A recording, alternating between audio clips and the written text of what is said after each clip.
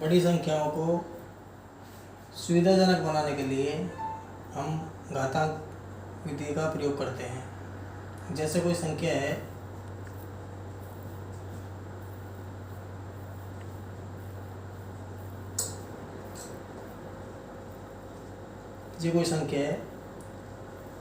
तो इसको सुविधाजनक बनाने के लिए 1 2 3 4 5 6 7 सिर्फ एक आगे छोड़ते हैं और इसके बाद पॉइंट का दशमलव का प्रयोग करके और जितनी जीरो हैं कितनी पॉइंट के बाद कितने अंक लिए हमने 1 2 3 4 5 6 7 तो गुणा 10 की पावर 7 लगा लेते हैं। अब इसको खोलेंगे तो इसको हमको 7 जीरो के साथ गुणा करना पड़ेगा तो ये संख्या आ जाएगी। तो इसको सुविधाजनक बड़ी संख्याओं को सुविधाजनक रूप में लिखने के लिए हम घातांक का प्रयोग करते हैं।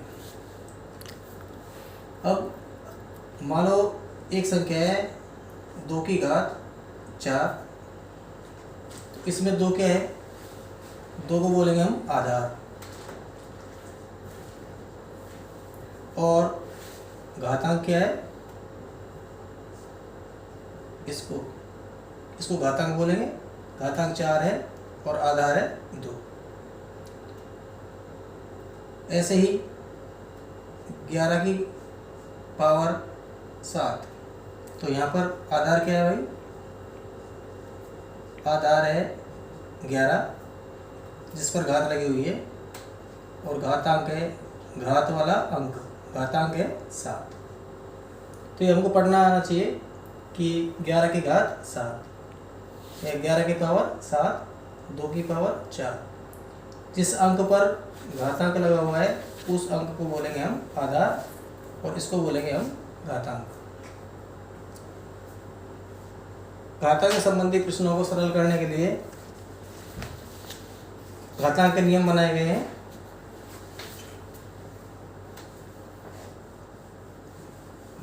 हम इनकी जानकारी प्राप्त कर रहे हैं, आगे देखेंगे घातांक के नियम।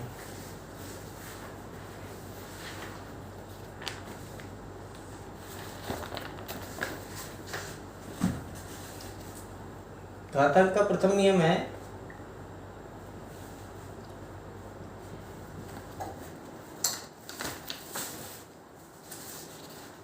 a की घात x गुणा a की घात y, यानी कि आधार एक जैसा है और घातांक अलग अलग हैं।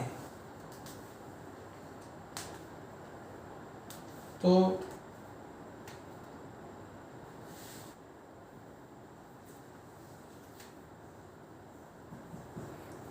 a की घात x प्लस वाई, तो क्या होगी भाई, घातांक जुड़ जाएंगे, ये ध्यान रखना है। लेकिन आधार एक जैसे होने चाहिए और बीच में गुणा का निशान होना चाहिए, तो जो घातांक लगे हुए हैं वो आपस में क्या होंगे, जुड़ जाएंगे। जैसे 2 की पावर 4 गुणा 2 की पावर 6। अब यहाँ देख रहे हैं हम, जैसे यहाँ a और a आधार एक जैसा है, ऐसे ही यहाँ पे 2 और 2 आधार एक जैसा है। तो इस नियम के अनुसार घातांक क्या होने चाहिए, जुड़ जाएंगे। तो यह हो जाएगा 2 की घात 4 प्लस 6, यानी कि 2 की घात 10। इस तरह से हम इसको सरल कर सकते हैं। तो ये नियम याद रखना है हमको। सेकंड नियम है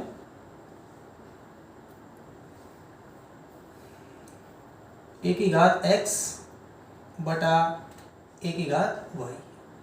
अब ध्यान ये देना है कि पहले क्या था, बीच में गुणा का निशान था, अब भाग है, बटा मीन्स भाग। ऐसे भी लिखा हो सकता है a की घात x भाग a की घात y, ये एक ही बात है।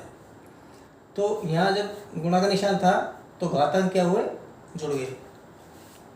आधार एक जैसा है और बीच में किसका निशान है, भाग का, तो विपरीत होगा, घातांक घट जाएंगे। तो अगर a की घात x भाग a की घात y है तो a की घात हो जाएगा x माइनस वाई। इसी को ले लेते हैं, उदाहरण दूसरा लें, जैसे 3 की घात 5 भाग 3 की घात 3। तो इस नियम से 3 की घात 5 माइनस 3, आधार 3 आ गया और बीच में भाग का निशान लगा हुआ है, इसलिए घातांक घट गए। तो 5 में से 3 गया तो 3 की घात क्या बचेगा 2। इस तरह से इसको सरल कर लेते हैं।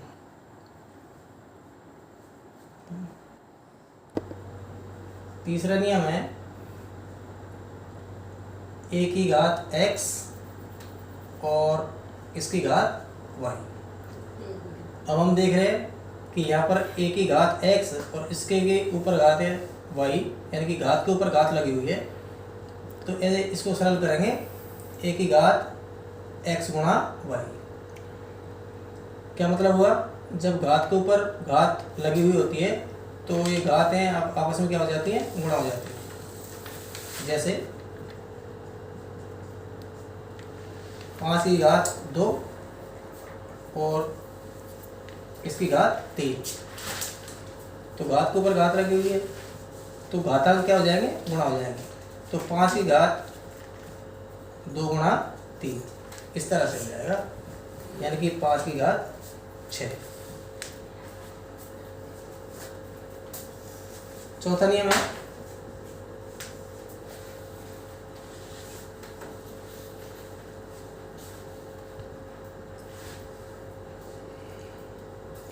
a की पावर x बटा b की पावर y, सॉरी b की पावर x। अब यहाँ क्या हो रहा है, यहाँ घातांक एक जैसे हैं लेकिन आधार अलग अलग है। यहाँ a है आधार और यहाँ क्या है b। तो कैसे लिख सकते हैं इसको, इसको लिख सकते हैं a बटा b की पावर x। जैसे 3 की घात 2 बटा 5 की घात 2, आधार अलग अलग हैं, घातांक एक जैसे हैं। तो इसको ऐसे लिख सकते हैं हम 3 बटा 5 की घात 2।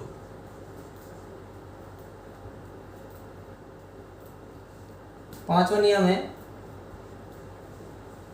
a की पावर 0 बराबर 1, यानी कि a मतलब कोई सी भी संख्या हो और उसकी पावर 0 लगी हुई है तो उसका मान 1 ही होता है। जैसे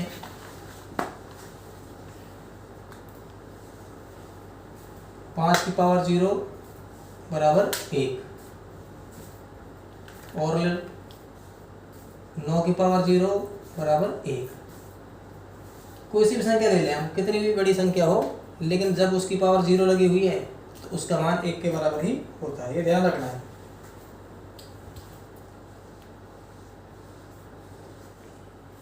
छठा नियम है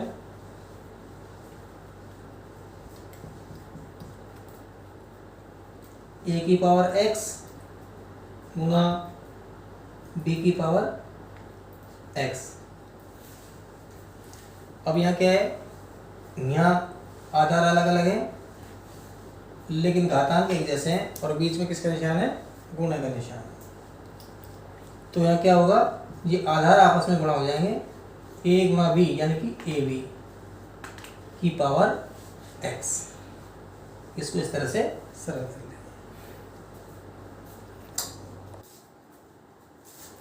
घातांक के नियमों का उपयोग करने के लिए कुछ प्रश्न लेते हैं अपन, ताकि नियमों को समझ में आ जाए। जैसे मान ज्ञात कीजिए,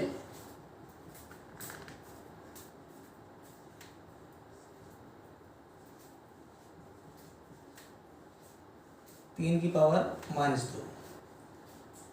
अब क्या करेंगे, इस जब भी पावर माइनस की होती है तो इसको पहले तो क्या करेंगे, इसको प्लस का बनाएंगे। तो इसके लिए नियम है, अगर a की पावर -x है तो इसको प्लस बनाने के लिए इसको बटे में ले जाएंगे, संख्या को 1 के बटे में ले जाएंगे। तो एक बटा ए की पावर प्लस एक्स हो जाएगा। पावर किसकी हो जाएगी? प्लस की। इसी नियम से इसको करेंगे अपन, चूँकि माइनस की पावर लगी हुई है, 3 की पावर -2, तो इस संख्या को ले जाएं हम बटे में, तो 1 बटा 3 की पावर 2 इस तरह लिख सकते हैं। और सरल करने पर 1 बटा 3 की पावर 2 यानी कि 3 गुणा 3 यानी कि 1 बटा 9 ये आएगा सरल करने पर। इसी तरह से -4 की पावर -2।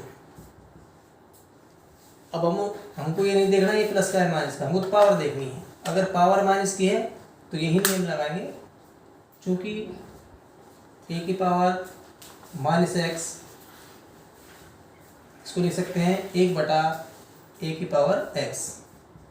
तो अपने पास प्रश्न है कि -4 की पावर -2, तो इस पावर को प्लस बनाने के लिए इस पूरी संख्या को क्या बटे में ले जाएंगे, 1 के बटे में, तो लिख सकते हैं 1 बटा -4 की पावर 2।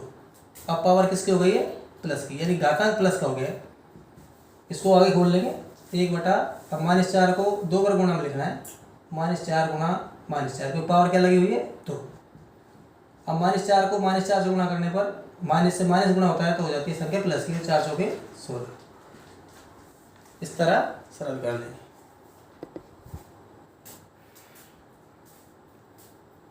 1 बटा 2 की पावर है -5,